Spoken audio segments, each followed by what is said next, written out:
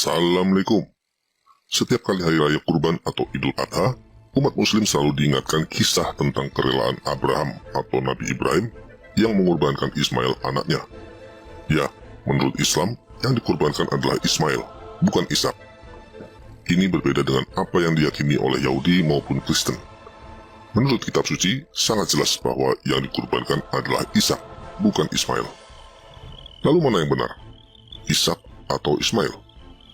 Tidak mungkin keduanya sama-sama benar. Hanya satu saja yang benar. Versi Yahudi Kristen atau versi Islam. Salah memilih berarti terjebak percaya pada ajaran yang menyesatkan. Sebenarnya dalam Al-Quran sendiri tidak disebut dengan jelas apakah Ishak atau Ismail. Tapi berdasarkan hadis dan tradisi turun-temurun, beberapa ulama meyakini yang dikorbankan adalah Ismail. Sebaliknya, dalam Alkitab sangat jelas tertulis demikian. Firman-Nya, "Ambillah anakmu yang tunggal itu yang engkau kasihi, yakni Ishak. Pergilah ke tanah Moria dan persembahkanlah dia di sana sebagai korban bakaran pada salah satu gunung yang akan kukatakan kepadamu." Kitab Kejadian bab 22 ayat 2. Aneh bin ajaib, justru ayat inilah yang sering digunakan muslim untuk meyakini Ismail sebagai anak yang dikorbankan. Caranya, dengan mengatakan bahwa orang Yahudi sudah mengubah kitab suci dengan menambahkan kata-kata yakni Ishak. Menurut Muslim, jika tidak ada kata tersebut, maka yang dikorbankan oleh Abraham adalah Ismail. Karena hanya Ismail yang pernah menjadi anak tunggal Abraham sewaktu Ishak belum lahir. Now who was offered for sacrifice? Was it Ishmael or Isaac? Now I tell you, according to the Bible, that is not true. Because you read there, Isaac thy only son. And at no time was Isaac the only son of Abraham. You see, 13 years before Isaac was born, Ishmael was born. And God Almighty accepted him as the son and seed of Abraham. No less than... Sesederhana dan sekonyol itu argumen mereka. Kitab suci sudah diubah-ubah. Ini juga alasan yang sama dengan alasan yang mereka gunakan untuk menjelaskan mengapa Al-Quran tidak kompatibel dengan kitab suci Perjanjian Lama dan Perjanjian Baru. Kitab suci sudah diubah-ubah. Tapi tanpa menyertakan bukti yang kuat, sebenarnya tuduhan itu hanyalah fitnah. Sementara itu, bagi Kristen argumennya jauh lebih kuat. Yang pertama, kisah pengorbanan Ishak bukanlah kisah yang berdiri sendiri, melainkan terkait pada seluruh konteks perjanjian Allah yang menetapkan Abraham sebagai bapa orang beriman dan seluruh rencana keselamatan melalui keturunannya dari Ishak, bukan Ismail. Mengganti Ishak dengan Ismail akan membuat seluruh konteks perjanjian dengan Abraham dan rencana keselamatan menjadi berantakan dan tidak terpahami benang merahnya. Yang kedua, konfirmasi dari para nabi. Setidaknya, Nabi Amos secara eksplisit menuliskan firman Tuhan. Bukit-bukit pengorbanan daripada Ishak akan dilicin-tandaskan dan tempat-tempat kudus Israel akan diruntuhkan. Kitab Amos bab 7 ayat 9.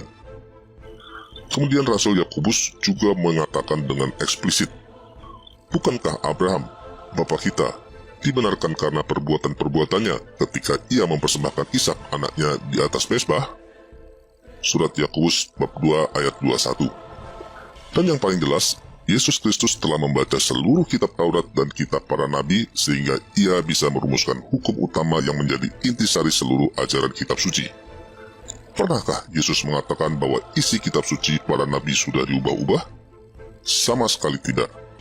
Artinya, apa yang tertulis di kitab suci Perjanjian Lama, termasuk mengenai Ishak yang dikorbankan oleh Abraham, sudah diverifikasi kebenarannya oleh Yesus sendiri. Mari kita gunakan akal sehat. Siapa yang layak dipercaya? Muhammad dan para ulama Islam yang mendasarkan keyakinannya pada tuduhan tanpa bukti? Ataukah para nabi dan Yesus Kristus sendiri? Mempercayai klaim Islam sama artinya dengan menganggap para nabi, termasuk Yesus dan para rasulnya, telah tersesat. Dan itu tidak mungkin. Sebenarnya beberapa ulama Islam juga mulai bersikap lunak. Mereka sadar posisi Islam yang mengklaim Ismail sebagai anak yang dikorbankan oleh Abraham sangat lemah. Mereka tidak lagi mempermasalahkan Ishak atau Ismail. Tapi sebenarnya dalam teks Islam tidak begitu jelas adakah Ismail ataupun Ishaq, kerana Quran tak mention.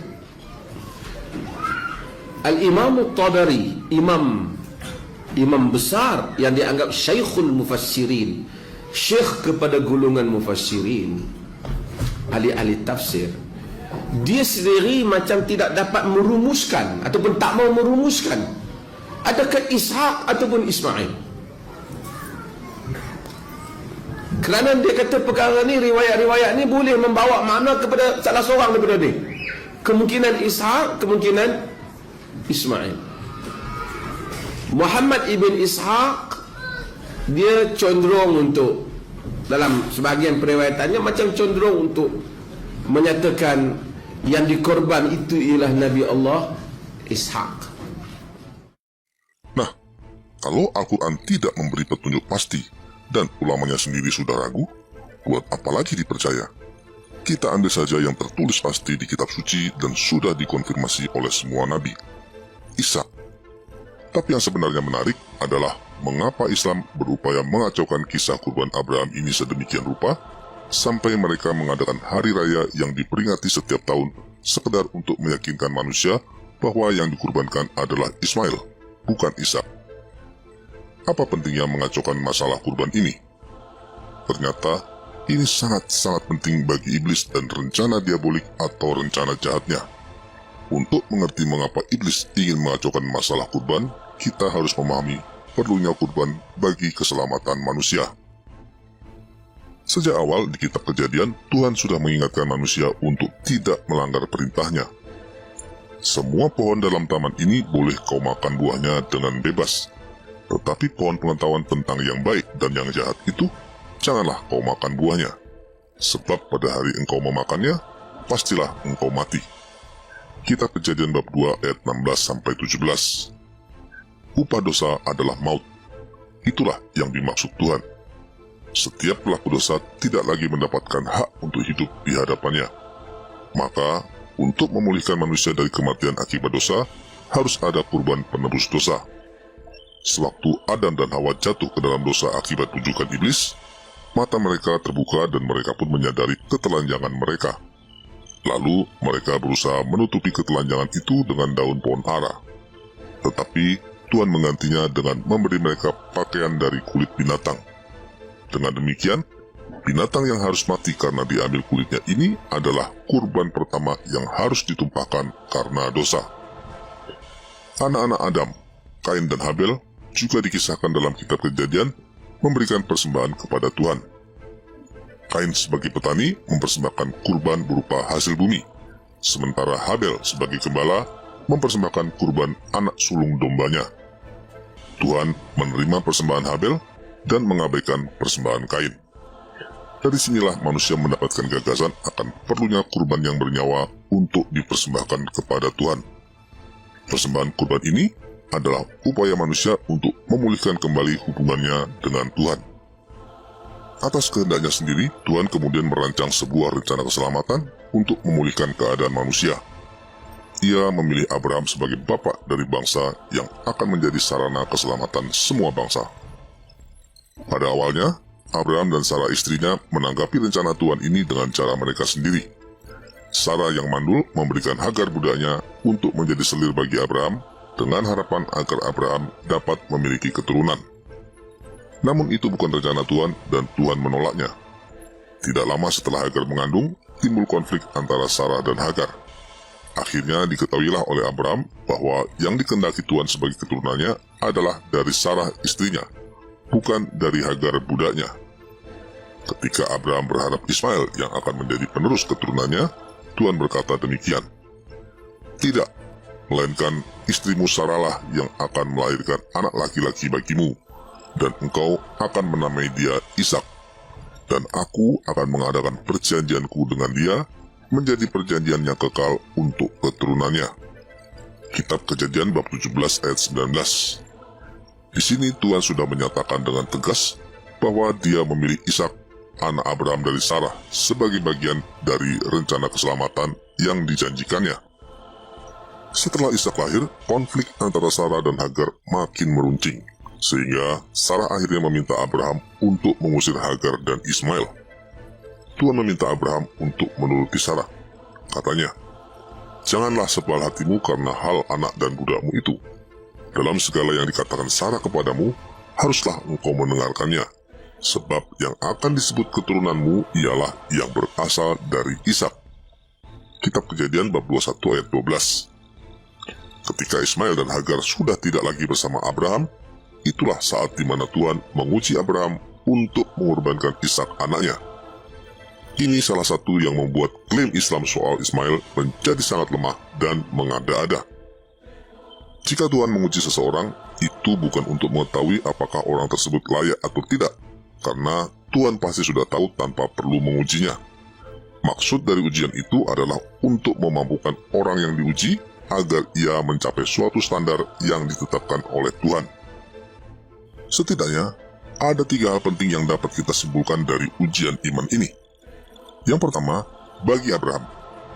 Melalui ujian ini, Tuhan menghendaki agar Abraham sebagai bapa orang beriman mampu memiliki ketaatan pada Tuhan dan memilih mengikuti apapun kehendak Tuhan, sekalipun itu berarti harus mengorbankan apa yang paling dicintai di dunia ini. Yang kedua, bagi keturunan Abraham. Ujian ini juga akan menjadi standar acuan bagi seluruh keturunan Abraham melalui Ishak, yaitu para nabi-nabi Israel yang akan menjadi sarana sabda Tuhan untuk menempatkan kehendak Tuhan di atas segalanya. Dengan cara ini, semua rencana keselamatan yang dipercayakan melalui bangsa Israel bukanlah rancangan manusia, melainkan sepenuhnya berasal dari Tuhan. Yang ketiga, bagi seluruh manusia. Ini yang terpenting. Ujian ini adalah sebuah nubuat penting bahwa kelak keturunan Abraham melalui Ishak, yaitu Yesus Kristus, akan menjadi kurban yang sempurna untuk penebusan dosa manusia dan sekaligus menjadi berkat bagi seluruh bangsa. Semua manusia yang percaya pada kurban salib Kristus akan ikut ambil bagian dari keselamatan yang datang melalui karya penebusan ini. Poin yang ketiga inilah yang menjadi sasaran utama rencana penyesatan iblis melalui Islam. Ingat, Islam tidak hanya menyangkal kurban Ishak, tapi juga menyangkal kurban salib Kristus dengan menyatakan melalui Al-Quran bahwa yang disalibkan bukanlah Yesus. Kedua penolakan ini bukan 2 hal yang terpisah, tapi satu paket penyesatan yang dimaksudkan untuk menyangkal satu-satunya karya penebusan salib Kristus yang ingin menyelamatkan manusia. Menyangkal karya penebusan salib Kristus berarti manusia menolak diselamatkan dan tetap tinggal dalam kematian akibat dosa. Siapakah yang menghendaki manusia tidak memperoleh keselamatan? Bukan Tuhan, tapi iblis. Menolak karya penebusan salib Kristus juga berarti manusia percaya pada Allah yang totaliter dan tidak mengasihi manusia, yaitu Allah yang hanya menuntut manusia untuk taat mengorbankan anaknya bagi Tuhan, tapi dia sendiri menolak untuk mengorbankan anaknya bagi keselamatan manusia. Allah kita adalah Bapa yang Maha Kasih. Dia tidak hanya menuntut manusia mengorbankan anaknya, tapi demi kasihnya pada manusia, ia mengutus putra tunggalnya sendiri untuk menjadi kurban penebusan dosa yang menyelamatkan manusia. Ini seperti yang dikatakan Rasul Yohanes dalam Injilnya. Karena begitu besar kasih Allah akan dunia ini, sehingga ia telah mengaruniakan anaknya yang tunggal, supaya setiap orang yang percaya kepadanya tidak binasa, melainkan beroleh hidup yang kekal. Injil Yohanes bab 3 ayat 16. Saudara-saudaraku kaum muslim, manakah yang kalian pilih? Ajaran Tuhan yang menawarkan keselamatan melalui penebusan salib Kristus, ataukah ajaran iblis yang menolak keselamatan itu? Sekarang saatnya untuk memilih. Jangan berkata nanti di akhirat semua kebenaran akan dinyatakan dan kita akan tahu mana yang benar dan mana yang salah. Memang benar, di akhirat kita akan tahu mana yang benar. Tapi jika itu terjadi, maka semuanya sudah terlambat. Kalian tidak punya kesempatan lagi untuk mengubah pilihan. Hidup hanya sekali dan tidak bisa diulangi. Tuhan menganugerahkan kita akal sehat, supaya kita dapat memanfaatkan hidup yang hanya sekali ini untuk memilih yang benar. Inilah keselamatan yang datang dari Tuhan, bukan yang lain. Percayalah pada Yesus Kristus, Tuhan dan penyelamat manusia. Sekian dulu video saya kali ini. Wassalam.